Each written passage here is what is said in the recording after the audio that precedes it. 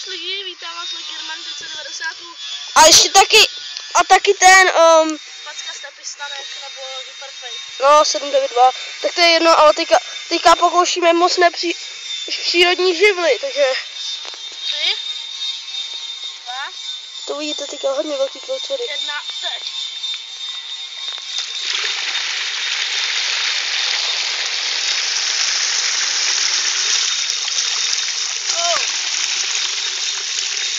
Takhle to tečí normálně. Ano, takhle je to normálně a předtím to bylo jednou už. Jak se to staví? Najdete si zase jakýkoliv. A nějakou trubkou prostě z lesa. Tak. Hodíte to tam. To je takový základ tadyto. Potom tam dáte čím dál víc a víc. Tak. Ale musí u toho stát 2 lidi, jako prostě jeden člověk to nejde, hele. To se taky musí trošku zastavovat. Ano, protože musíte si vyrovnat s ztrátami, takže potřebujete třeba kupu, my vám pak přineseme takovou kupu, jakou potřebujete, my to pak stopneme a uvidíte to. Tak, chvíličku počkáme, vidíte už tady že to trošku prosakuje, tak já bych řekl, že to začínám dávat.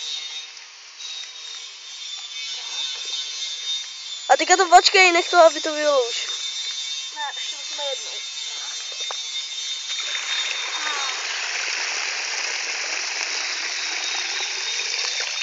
Takže teďka jdeme pro kupu. Takhle nějak to vypadá. Nebo takhle taky.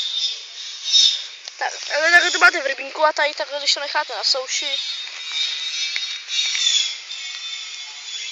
No, prostě jednoduše.